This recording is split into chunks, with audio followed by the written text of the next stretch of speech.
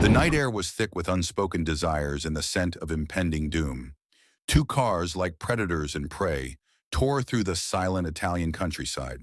Inside one, a young woman, her heart pounding not just with fear, but with the thrill of a forbidden love.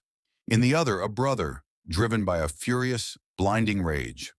What happened in those desperate moments would shatter a family, ignite a nation, and leave an indelible stain on the concept of honor itself. This is the story of a secret romance, a deadly pursuit, and a tragedy that forced Italy to look deep into its soul.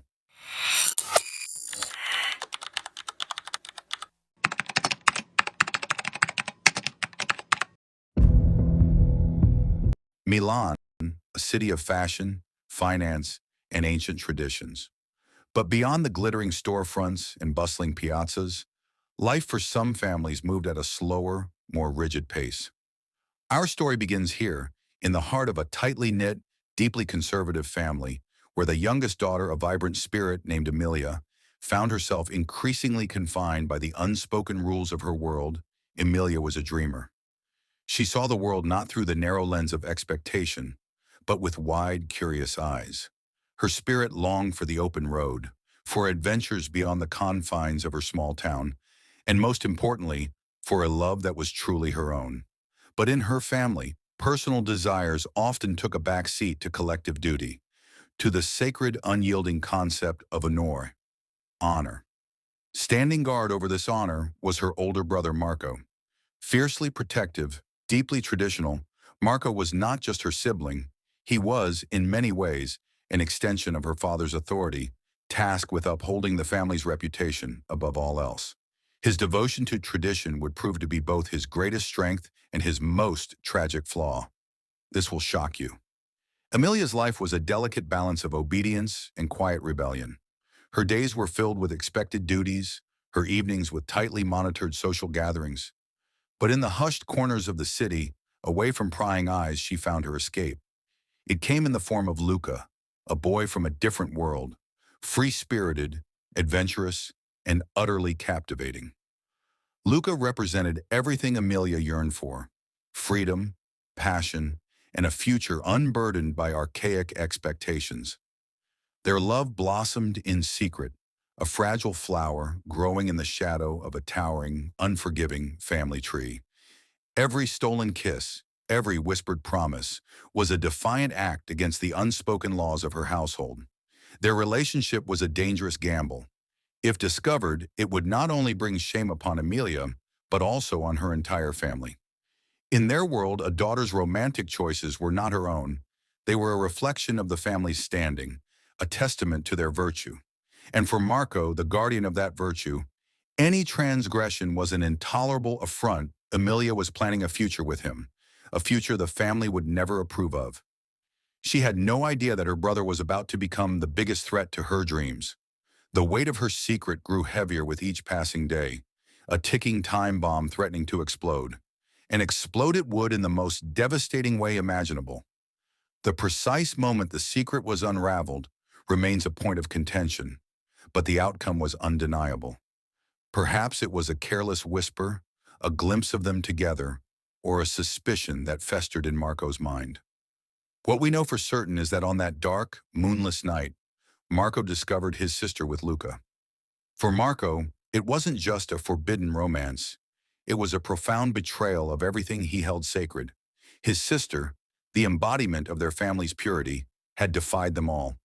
The ancient code of honor, ingrained in his very being, demanded action, and in his furious mind, that action became a desperate, deadly pursuit. Luca, sensing the imminent danger, tried to escape, pushing his small car to its limits. Emilia, next to him, screamed, her pleas lost in the roar of the engines. They knew who was behind them. They knew the rage that fueled that second car. It was Marco, their protector turned pursuer. In a flash of twisted metal and shattered glass, their desperate race ended. Marco's car struck theirs with brutal force. The world spun into chaos. Emilia, the vibrant dreamer, was killed instantly, her dreams of freedom tragically extinguished on that dark, lonely road. Luca, her beloved, lay injured, fighting for every breath, surrounded by the wreckage of their love and the wreckage of their lives.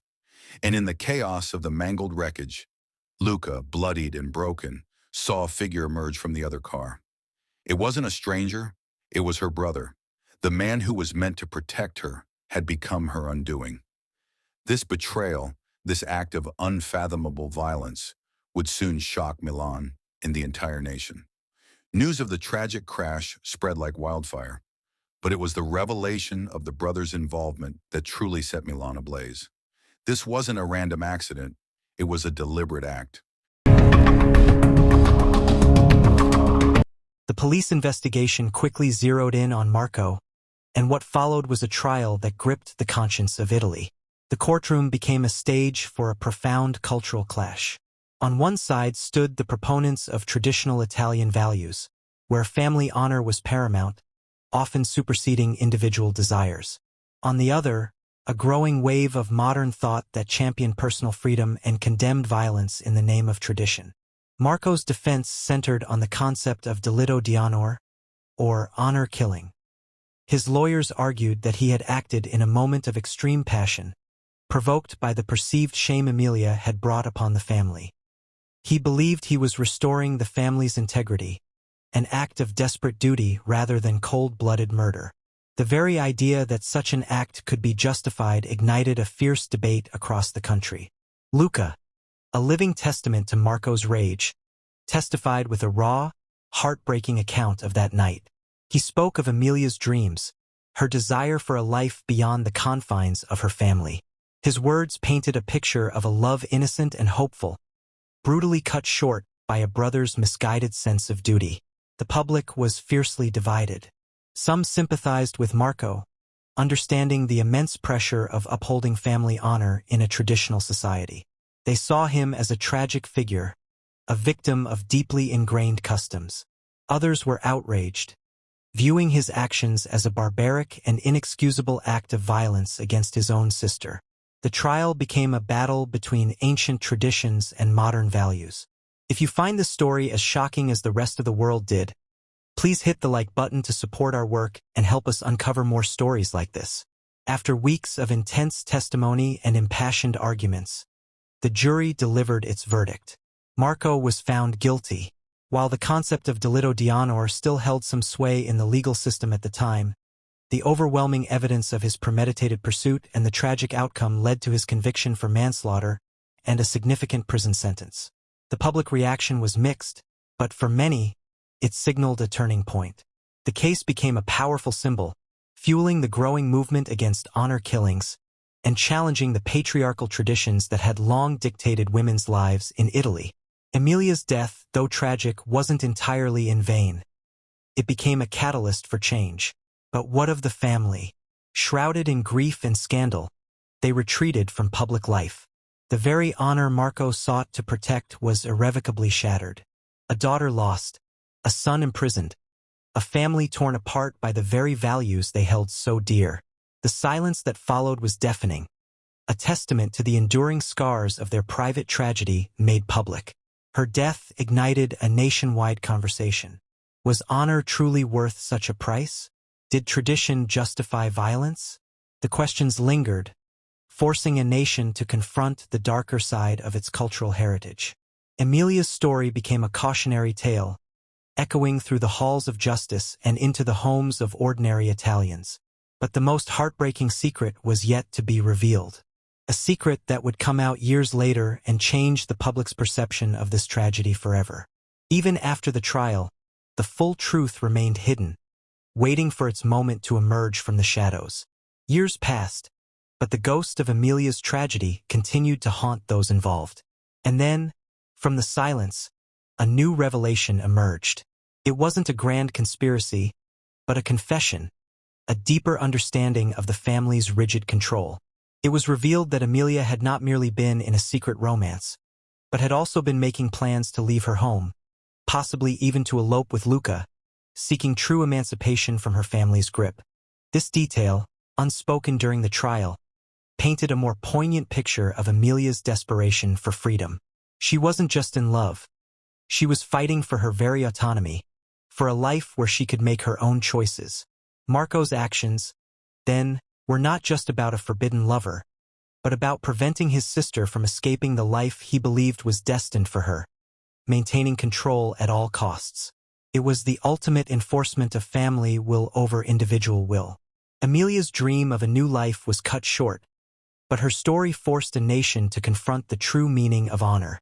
In the end, it was a tragedy born not just from a family secret, but from a society that valued control over love, tradition over individual happiness. Her legacy lives on not in the sorrow of her death, but in the enduring questions it raised about freedom, family, and the price of honor. The story of Emilia, Luca, and Marco remains a chilling reminder of how deeply ingrained traditions can lead to unimaginable heartbreak. What are your thoughts on this tragic story? Do you believe the brother was a victim of his family's strict beliefs, or a cold-blooded murderer driven by a distorted sense of duty? If you were a member of that jury, what would your verdict have been and why? Let us know what you think in the comments below, and don't forget to subscribe for more compelling stories that explore the darker corners of human history and the secrets families keep. Thank you for watching.